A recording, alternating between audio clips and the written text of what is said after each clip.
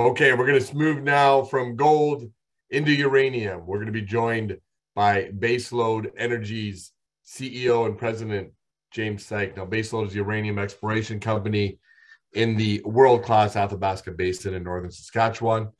James, as I said, is the CEO. He brings more than 15 years of Athabasca Basin uranium exploration experience and success to the company, which formed in June of 2020. James has been directly and indirectly involved with the discovery of over 550 million pounds of U3O8 in the region, including leading the discovery team for NextGen Energy's Arrow deposit. And he provided invaluable work on Hathor Exploration's Rough Rider deposits and was also a member of the Denison Mines exploration team that prioritized the targets that eventually became the Phoenix and the Griffin deposits. So some big names that, James, you've been associated with. It's great to have you back on the Global Mining Symposium. And we look forward to seeing your presentation, and we'll follow up with some questions. Thank you very much, Anthony. It's always a pleasure and very happy to be here presenting Baselode to your listeners. Excellent. Well, we're all ears, James. Take it away. Absolutely. ACCU, it's a new near-surface uranium discovery in the prolific Athabasca Basin area. If people don't know what Athabasca Basin is famous for, it's high-grade uranium. And I must emphasize that near-surface is the important thing here because this is what Baselode is all about. We've kind of strategized and changed things around on historic exploration. We are currently diamond drilling a 10,000-meter program at ACCU. We announced that a couple of weeks ago, and drilling continues well. So hopefully by the end of April, we will have all that wrapped up and have some great results to put out there. But ACCU basically is a perfect summary of our Athabasca 2.0 strategy that I'll get into. Anthony, you did a great job of introducing my career. Thank you very much. We're a fully funded company with at least 20 million in the bank and 20% controlled by insiders. Uranium market is hot. If people aren't aware of it, it's absolutely booming, and this is the right time to get into uranium plays. And Baselode is a company with 4 exploration projects outside of the Athabasca Basin itself. And the perfect reason for that being, we like the Athabasca 2.0 thesis. Historically, most of the mines that have gone into production within the Athabasca Basin area are all outside of the sandstone, or they've got a little bit of sandstone cover that could be open pitable. So those are the ones that are economic. Whereas most of the discoveries that are made are have well over 100 meters sandstone cover, and they just prove not to be economic because of the water infiltration rates and other issues. Only when you get these massive types of deposits like McArthur River or Cigar Lake, which are both high tonnage, both extremely high grades, that you can go underground in the sandstone itself. So we've seen that. I've 15 years in this industry. I've taken note of that and said, well, let's look for these ones that could be just outside of the basin. Let's take a whole new look on basin morphology, and let's apply this. Let's make some discoveries. So ACCU being one of those new potential discoveries.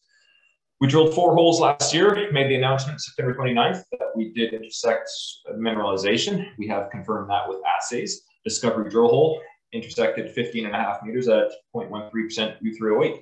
Within there, we had 2 high-grade intervals, each at half a meter, and between 0.66 and 1.29%. We consider high-grade to be anything greater than 0.5% U3O8. The key takeaway from all of these intersections, including 0.24 over 5.5 meters, is that they're all shallow. They are within 90 to 125 meters beneath the surface. So we are seeing a lot of mineralization, especially at depth, which are all very small intercepts. But the main mineralization that we have been seeing, again, is between 90 to 125 meters beneath the surface. We think that is open pitable depths. So far, between the 3 drill holes that we have intersected, we see a width of 45 meters, and 2 of these drill holes intersected high-grade uranium. This discovery is open in every single direction possible. So this is, again, 4 holes into it. We've got a lot of room to grow on it. 10,000 meters drilling into this now, and we hope to answer a lot of questions. This is what the mineralization from the discovery hole looks like. Very similar to a lot of high-grade uranium basement-hosted deposits in the Athabasca Basin area. Lots of clay alteration, you have hematite overprinting, and of course, mineralization associated with it all. So I can take this rock, throw it into the Rough Rider system, and you'd never be able to tell that these rocks came from Accio and not from Rough Rider.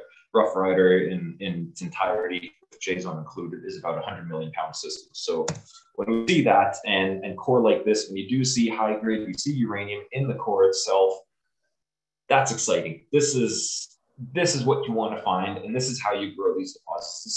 This is how discoveries of big systems are made. And again, something like this, when I saw this piece of core, it kind of really blew me away, because the black being uranium mineralization, but it's really the pinks and the whites in there that I can take and just put it onto the Arrow system in our discovery hole at Arrow. Same type of structural and alteration system with carbonates and quartz veining.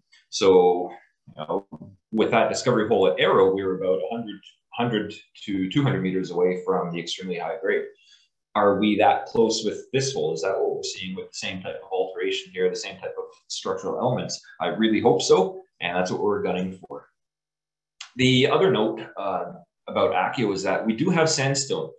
Yeah, it's not good to have over 100 meters sandstone thickness, but we've got about 25 to 30 meters of sandstone thickness. Now that's still within 50 meters of the surface, so it's still an open pitable thing.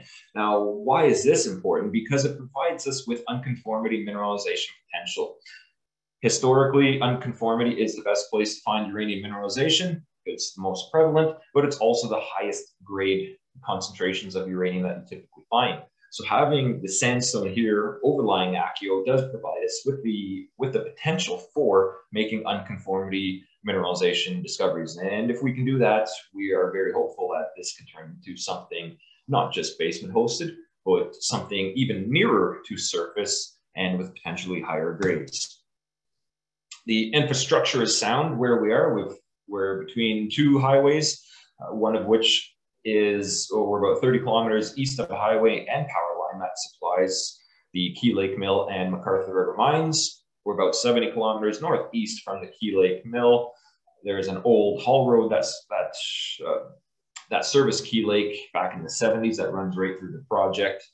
And of note is that in our exploration budget last year on Hook, about 20% of our budget went directly into Indigenous-owned businesses and employees. We do like to contribute to northern businesses as much as we can. The exploration potential so what Athabasca 2.0 is all about is basically this, that we are looking outside of the basin. We are looking for near surface, shallow, basement hosted uranium deposits because they won't have that sandstone issue to deal with.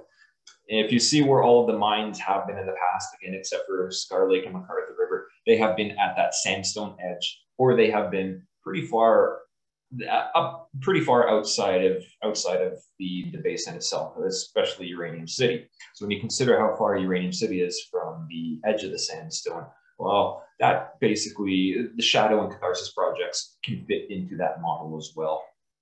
But what we've really done is we've changed the perception of the Athabasca Basin edge, that it's not continuously sloping up, that once you get to this edge, it really flattens out, and that Shadow and Catharsis can both have sandstone out there as far as they are. We know that there are little sandstone deposits about 80 kilometers southeast of the basin as it is. So there's a lot of potential for that. Hook even itself now proving that there is sandstone out in this area where there was never any interpreted sandstone to be. So this really changes the gameplay of everything. Catharsis itself, wonderful project. We look to be drilling it this year. We will be flying some additional airborne surveys on it. And last year we staked some additional high-grade uranium showings that range from about 2% to 8% U3O8 in outcrops at surface. Now, these were discovered back in the late 70s and had not been worked on since. Which what I'm encouraged about are the multiple grades that we see within this area that all seem to follow along a same trend. Now, what's not marked in this figure, though, is that we do have some rare earth occurrences that also follow these high-grade uranium trends. So it's this eastern side of the Catharsis project is seemingly quite fertile for rare earths and high-grade uranium mineralization. That's what we plan to follow up this summer as well, with a little bit of boots on the ground exploration.